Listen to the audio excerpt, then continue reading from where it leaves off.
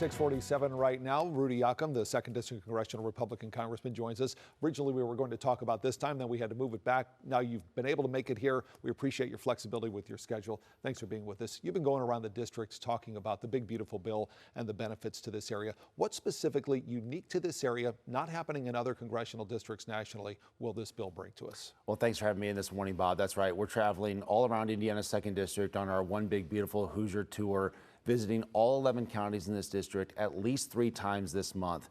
And what's really specific about this district, different from every other district, is that the American Manufacturers Association rates Indiana's 2nd District as the manufacturing capital of this country. We're the RV capital of the world. We make boats. It's the orthopedic capital of the world, as well as a lot of agricultural products that are made here and exported all over the world. When I think about a provision like no tax on overtime and what that means for our everyday working Hoosier families who are going into a manufacturing operation, working overtime, for them to be able to have some tax relief on the overtime that they work, that's such a huge, important provision in the bill. I mean, this is the most pro-worker, pro-family, pro-American, pro-manufacturing bill in a generation, and we couldn't be more proud of our work product. One of the things that the bill takes away is medical research, scientific research, et cetera, and there are a number of local projects being impacted by this, not only here, but places like Purdue, Indiana University, losing a lot of research funding and losing a lot of abilities to research some of the projects for which they had been working. How do you talk to those people and say, this will help you in the long run, because a lot of experts are saying this ultimately is going to cost us more in the loss of medical research and the loss of the ability to have scientific breakthroughs in the United States versus in places like China and the EU. Well, I'd actually like to see the provisions, the specific provisions you're talking about in the bill, because I'm not aware of any medical research that we've cut in the One Big Beautiful bill. However, we are supporters of research in this country. When I think about the institutions like the University of Notre Dame and a number of other institutions around here that do great research that impacts not only the lives of Hoosiers, but the lives of Americans, it's just incredible to see the things that we do here in this district. I was actually traveling and visiting some of our research facilities here in the district over the last few weeks, and to see the incredible pride that we take in this district, whether it's manufacturing or agriculture or research.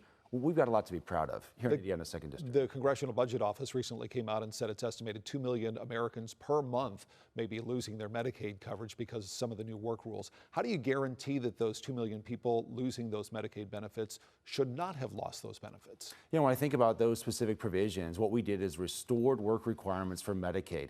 I think this shouldn't be controversial. This is just common sense. If you're an able-bodied adult between the ages of 18 and 49 with no dependents, you shouldn't be able to sit at home and collect Medicaid. If you're able to go to work, you should be looking for a job or volunteering or doing things to make our community better. And so I think it's very fair to not require everyday Hoosiers to go to work so that someone else can sit at home and play Nintendo. You've got to go out and look for a job. Is there an appeals provision at this if someone feels like they have wrongly lost their Medicaid coverage? Well, the requirements are actually pretty clear, and it's a fairly low bar. I mean, you've only got to be either looking for a job or working a few hours a week, or even just simply volunteering to be able to keep your Medicaid coverage if you're an able-bodied adult with no dependents. What we have to do, Bob, is focus the resources of Medicaid on those who need it most. This is a program that was designed for the impoverished, for single moms who are raising children. This is for disadvantaged kids or kids who have certain types of disabilities. We've got to focus the resources there, because if we don't focus those resources, they won't be there. So I think it's very fair, and it should not be controversial to ask people to be looking for a job if you're able to. Critics of the recent ICE raids we've seen around the country, everyone has agreed that people who have committed legitimate crimes, the rapes and the murders and things like that President Trump's talk about, no one wants those people in the country. But others are saying we've jumped the shark. We're now targeting people who they maybe 20 years ago came into the country illegally, but otherwise have lived a lawful life and are contributing to this society. And the number of people are saying that this has gone way too far. We flipped due process. We're now guilty until proven innocence in this particular case. How do you answer those people? You know, the president ran on a few different things as it relates to immigration. Number one, securing the southern border. We had a wide open southern border under the previous president with, at one point in time, 1 out of every 100 people in the last year came across the southern border illegally.